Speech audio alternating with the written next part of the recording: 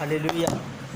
सभी को मेरी ओर से जय मसीह की परमेश्वर का धन्यवाद करते हैं कि उन्होंने अच्छा समय हम सब की ज़िंदगी में दिया और हमें आज का दिन दिखाया। खुदा का धन्यवाद।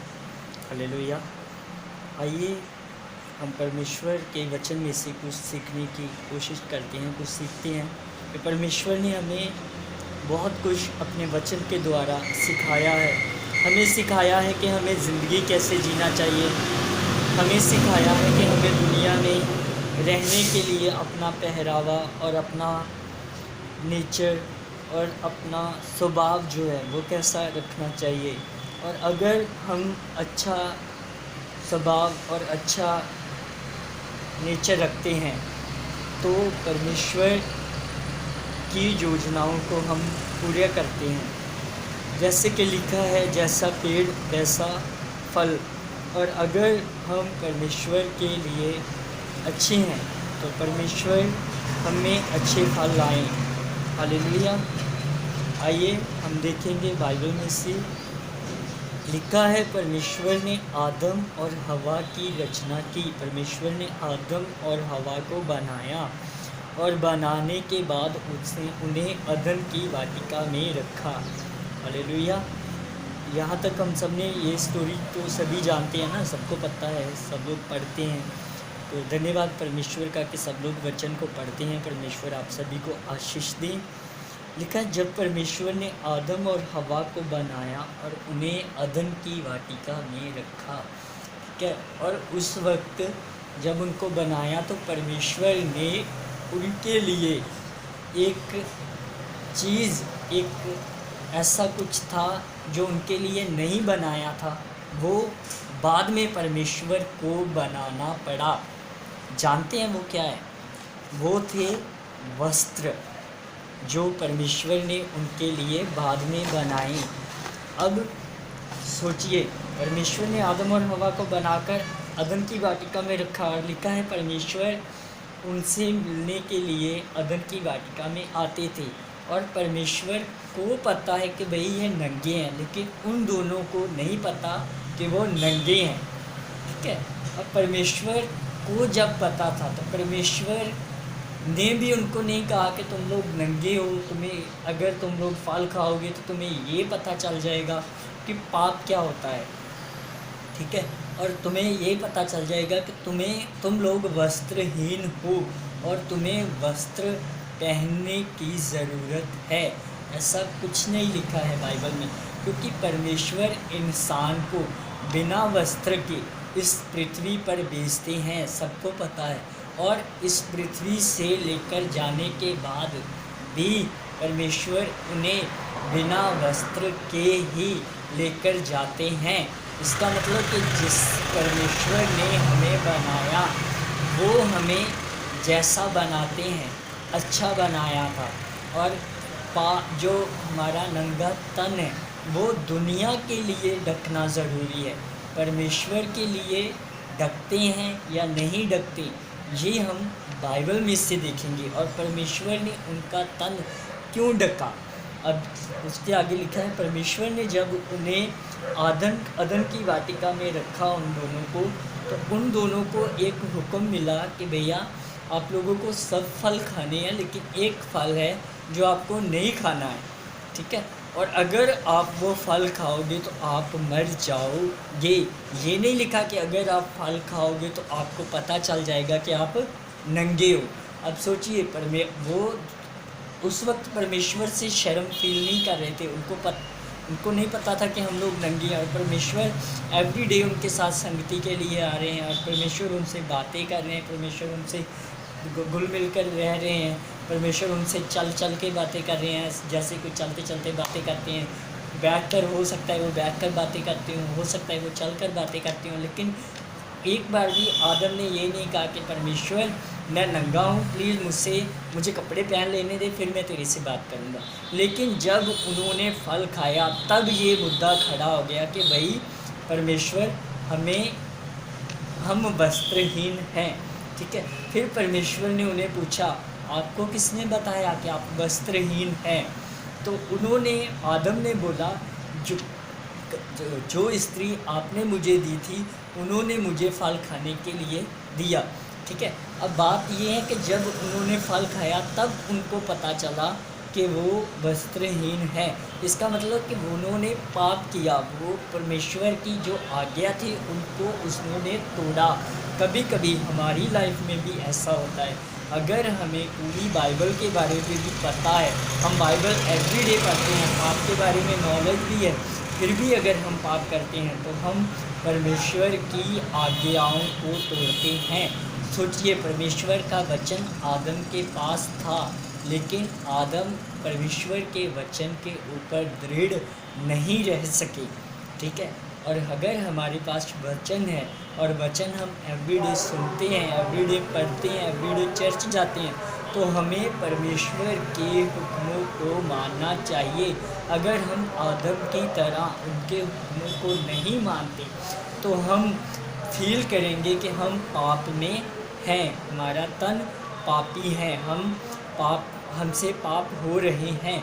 इसी तरीके से जब आदम ने फल खाया तो उसे महसूस हुआ कि हमने पाप कर दिया है, अब हम परमेश्वर के योग्य नहीं हैं। वे दोनों अपनी ही नज़र में गिर गए और अब वो परमेश्वर से वह संगति जो वो पहले करते थे, वैसी संगति उनको परमेश्वर के साथ करने में झिझक हो रहा है। वो नहीं चाहते कि अब हम परमेश्वर के सामने जाएं। सोचिए, पहले जब परमेश्वर आते थे तो परमेश्वर उनसे बातें करते थे, परमेश्वर उनसे सब बातें करते थे, अपने भविष्य की बातें करते होंगे, परमेश्वर उनको दिखाते होंगे, देख आदम, मैंने तुझे बनाया है और ये किया है, देख मैं तेरे को इतनी आशीष दूंगा, देख ये फल सब खाने के लिए, देख ये सब जानवर हैं, इनके नाम रख। तो आदम को कितना आशीषित किया था परमेश्वर ने, सब कुछ अच्छे से चल रहा था। कभी कभी हमारी भी लाइफ ऐसे होती है, बहुत सारा आशीष होता है, सब हर किसी से आनंदित होते हैं हम, लेकिन जब हम पाप करते हैं तो परमेश्वर से हमारी जो संगति है वो टूट जाती है। उसके बाद परमेश्वर हमसे नाता नहीं तोड़ते, हम थोड़ा परमेश्वर के काबिल नहीं रहते। हम सोचिए, अगर मेरे पापा ने मुझे बोला है कि भाई ये काम करो, तो मैं वो काम नहीं करता हूँ, तो कल को अगर मेरे पापा मुझसे पूछते हैं कि वो जो मैंने तुझे काम दिया था वो तूने किया या नहीं किया, अगर मैंने नहीं किया होगा तो मैं अपने पापा की नज़र से नज़र नहीं ना मिला सकूँगा, और अगर मैंने किया होगा तो मेरा ऑनर जो है वो उनकी नज़र में वही रहेगा। ठीक है, इसी तरह जब आदम ने पाप किया तो परमेश्वर के योग्य, परमेश्वर से नज़र मिलाने की उसकी हिम्मत नहीं रही, और परमेश्वर ने, वहाँ पे लिखा है, परमेश्वर ने उनके लिए, उनके तन को ढकने के लिए अंगरखे बनाए, चमड़े के वस्त्र अंगरखे बनाए, और वह आदम और हवा को पहना दिए। और दूसरी बात ये लिखी है परमेश्वर के वचन में, परमेश्वर ने आदम से कहा था, जिस दिन तुम लोग वो फल खाओगे तुम लोग मर जाओगे। अब सवाल ये उठता है कि उन्होंने फल खाया और वह मरे क्यों नहीं? ठीक है, मरना चाहिए था ना। हम सब लोग ऐसा सोचते हैं, ऐसे थिंकिंग रखते हैं कि अगर परमेश्वर ने कहा था तो परमेश्वर का वचन तो अटल है, बाइबल में लिखा है, वह उसके वचन की एक बिंदु भी नहीं टाल सकता। तो अब ऐसा क्या हो गया कि अब उन्होंने फल खाया और परमेश्वर ने उनको मारा नहीं? हो सकता है अगर परमेश्वर आदम को बना सकते हैं तो आदम को उसी वक्त मार देते, तो दूसरा आदम भी तो बना सकते थे ना परमेश्वर। अभी कोई देख तो रहा नहीं था, सिर्फ आदम और हवा और परमेश्वर ही तो थे, लेकिन शैतान भी वहाँ पे था, शैतान देख रहा था, शैतान यही तो चाहता था कि परमेश्वर इसको मारे और ये सारा पृथ्वी का जो है, जो पृथ्वी का जो सारा अधिकार है वो मेरे पास फिर से आ जाए, क्योंकि लिखा है ना, सब पृथ्वी का अधिकार मनुष्य को दिया गया, और वो अधिकार शैतान छीनना चाहता था। अब शैतान की भी एक योजना थी, अब परमेश्वर की योजना मनुष्य के प्रति क्या थी? शैतान की योजना तो ये थी, मैंने फल खिला दिया, अब बस जहाँ तो आदम मरेगा तो जहाँ फिर मेरा वंश आगे बढ़ेगा, आदम मर गया तो वंश तो मेरा ही रह जाएगा ना, मैं कुछ भी कर सकता हूँ, मैं सारा पृथ्वी का अधिकार मेरे साथ आ जाएगा।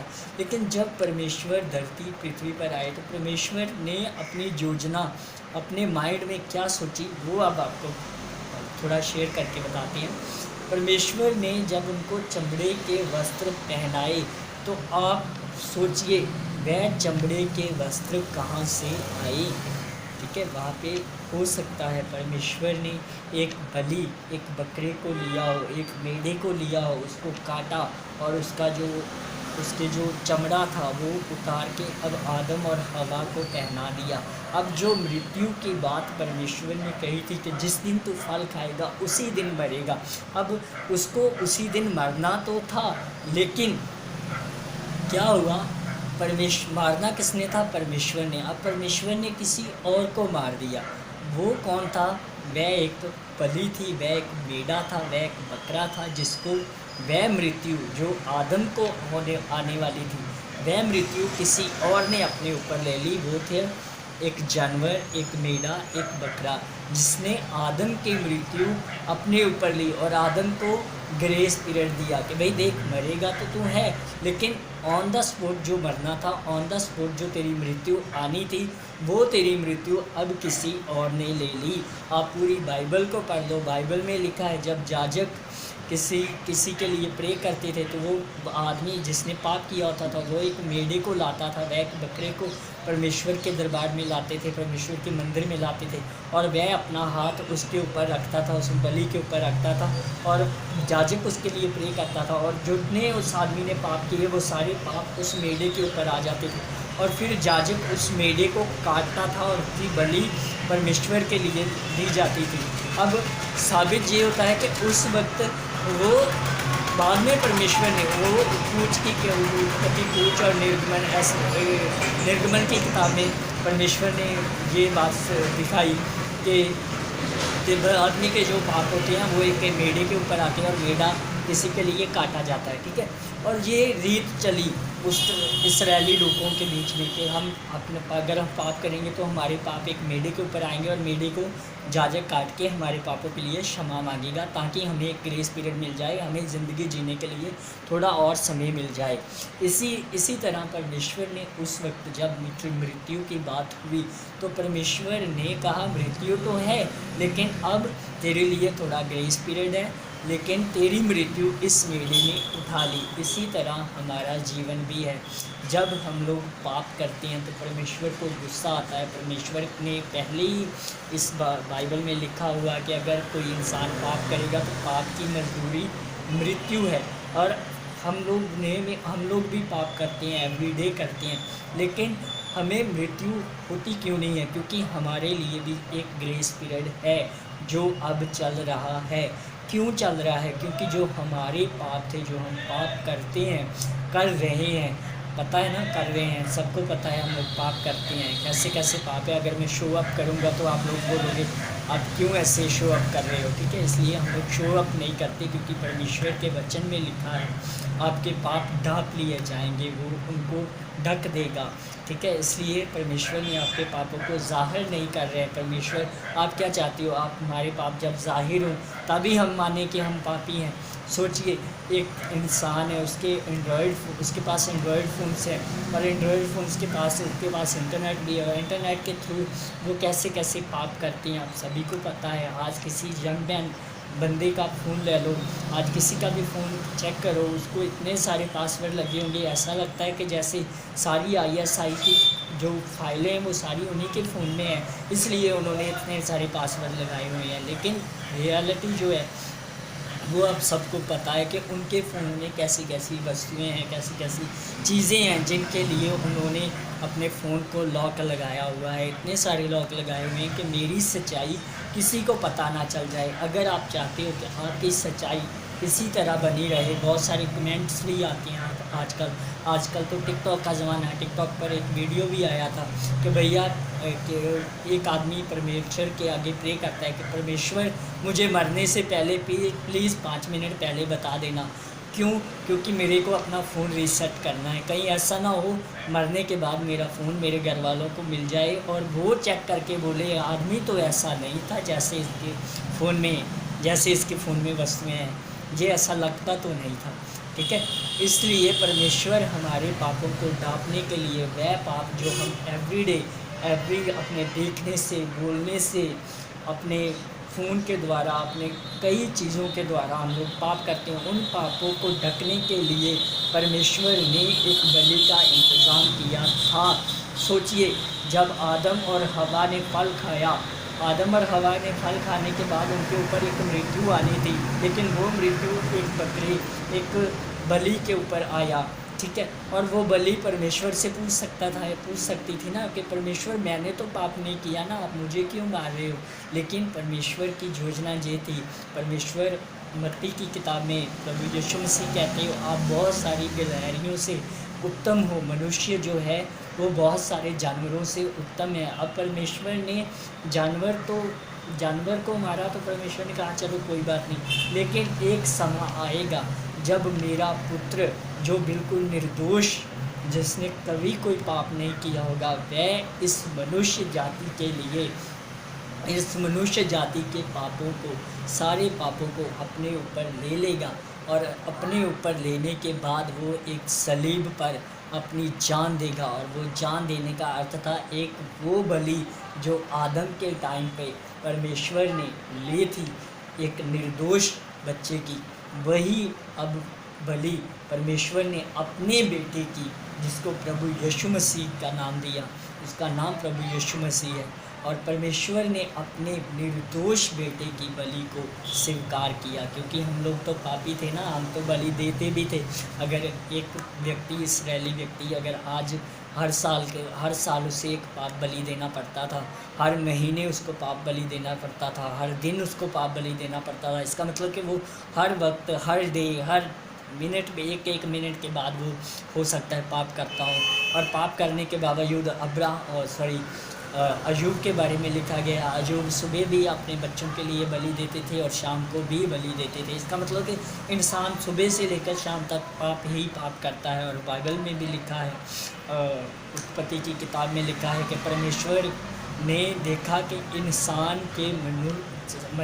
का जो दिल है, इंसान का जो चित्त है, वो सारा दिन बुरी बातों के ऊपर ही लगा रहता है, ठीक है। तो इसका मतलब कि हम every day, every seconds, every minutes, हर मोमेंट में पाप करते हैं। और हम तो परमेश्वर के योग्य नहीं थे, जैसे आदम और हवा परमेश्वर के योग्य नहीं रहे जब उन्होंने पाप किया, हम भी परमेश्वर के योग्य नहीं थे जब हम लोग पाप करते हैं। तब परमेश्वर ने एक निर्दोष बलि, जिसका नाम प्रभु यीशु मसीह है, उन्होंने हमारे लिए खून बहाया, हमारे हिस्से की जो मृत्यु थी वो उन्होंने अपने ऊपर ले ली। अब हम अगर रात को पाप करते हैं तो प्रभु यीशु मसीह परमेश्वर के आगे ये प्रार्थना करते हैं, प्लीज़ खुदा इसको ग्रेस पीरियड दो, जैसे अब्राहम ने परमेश्वर के आगे प्रार्थना की थी कि सदोम और अमोरा में अगर 5 धर्मी मिले तो आप उनको छोड़ दो। इसी तरह परमेश्वर, प्रभु यीशु मसीह परमेश्वर के आगे प्रार्थना कर रहे हैं कि प्लीज़ प्रभु आज इसको एक दिन दे दो, कोई बात नहीं, अगर इसने आज पाप किया तो ये सुबह सुधरेगा, ये सुबह माफ़ी मांगेगा, ये सुबह चर्च भी जाएगा, ये सुबह दान भी देगा, उसके बाद ये फिर पाप करेगा। परमेश्वर को पता है, लेकिन प्रभु यीशु मसीह के लिए वो आपके पापों को माफ़ करते हैं, आपके पापों को ढक देते हैं। जैसे जैसे आपने पासवर्ड लगाए हैं वो शो अप नहीं होने दे रहे हैं। परमेश्वर आप सभी को बरकत दें। खुदा का धन्यवाद, खुदा की योजना को समझो। खुदा आपसे बहुत प्रेम करते हैं। मैं नहीं चाहते कि आप पाप करो और मृत्यु के सहभागी हों। वचन में तो ऐसा लिखा है, प्रभु यीशु मसीह कहते हैं जो लोग मुझे जानेंगे वह अनंत जीवन पाएंगे। और खुदा की भी यही योजना थी। उन्होंने आदम और हवा को मारने के लिए उत्पत्ति नहीं किया था। उनके लिए परमेश्वर की योजना ये थी कि परमेश्वर अपना गुणगान उनके साथ करे, वह परमेश्वर की संगति में रहे, वह परमेश्वर के गुणगान करे, वह परमेश्वर को सराहे, वह परमेश्वर को बधाई दे। ये सब कुछ परमेश्वर की योजना थी। आज भी परमेश्वर यही इंसान से चाहते हैं कि भाई तू अपने ज्ञान, अपने सृजनहार को, जिसने तुझे सृजा है, जिसने तुझे बनाया, उसको याद रख, उसके कामों, उसके जो उन्होंने काम किए उनको याद रख। आज परमेश्वर ने जो कुछ भी बनाया वो सब परमेश्वर के गुणगान करते हैं। वो सारी चीज़ें परमेश्वर को धन्यवाद देती हैं। जैसे पत्ते बनाए, पत्ते जब हिलते हैं तो परमेश्वर के एक सुर निकालते हैं वो परमेश्वर के लिए गा रहे होते हैं। पंछी भी गाते हैं, पंछी भी किसको गा रहे हैं? उनको गा रहे हैं जिन्होंने उनको बनाया, उनके लिए गा रहे हैं पंछी। लेकिन हम लोग किसका गुणगान कर रहे हैं? हमें तो ये भी पता नहीं हमें किसने बनाया। बहुत सारे लोग ऐसी नई नई बातें लेकर आते हैं कि भैया इंसान तो बंदर से बना है, इंसान तो ऐसे बना है, इंसान तो वो है, इंसान तो ये है। लेकिन बाइबल में लिखा है परमेश्वर ने इंसान को मिट्टी से बनाया और अपनी समानता में, अपने स्वरूप में बनाया। और हमें विश्वास है कि परमेश्वर ने हमें अपने जैसा बनाया है। आज चाहे आप किसी भी मनुष्य को मिल लो, किसी भी इंसान को मिलो, तो आपको यही पता चलेगा कि परमेश्वर ने आपको बनाया है और परमेश्वर ने इंसान को अपने स्वरूप में बनाया। आज चाहे आप किसी भी कंट्री में चले जाओ, आपको इंसान आपसे गोरी चमड़ी वाला मिल सकता है, काली चमड़ी वाला मिल सकता है, ऊंचा मिल सकता है, छोटे कद वाला मिल सकता है, लेकिन वैसा नहीं मिलेगा जैसे आप आस रखते हो कि भैया इंसान के 4 पैर नहीं है, इंसान के 4 हाथ नहीं है, इंसान के ऊपर एक सुन नहीं लगा हुआ। इसी तरह परमेश्वर ने इंसान को अपने स्वरूप में बनाया। हालेलुया। और परमेश्वर का प्रेम महान है। उन्होंने अपने इकलौते बच्चे, अपने इकलौते पुत्र को हमारे लिए दे दिया कि जो कोई उस पर विश्वास करे वह नाश ना हो बल्कि अनंत जीवन पाए। हालेलुया। उसके बाद परमेश्वर की योजना जो मनुष्य के प्रति थी वो ये थी कि देखो, जैसे आदम के लिए मैंने एक बलि देकर आदम के पापों को ढक दिया, वैसे ही मैं सारी मनुष्यता के लिए अपने बच्चे की बलि से, उनके खून बहाने से सब लोगों के पाप ढक दूंगा। और जो लोग प्रभु यीशु मसीह को जानेंगे, उनको पहचानेंगे कि वह परमेश्वर के पुत्र हैं, उनके पाप क्षो नहीं किए जाएंगे। न्याय के दिन उनका लेखा तो होगा, लेकिन दया के हिसाब से होगा कि आप लोगों ने प्रभु यीशु मसीह को जाना था। हालेलुया। खुदा आप सभी को बरकत दे। आमीन।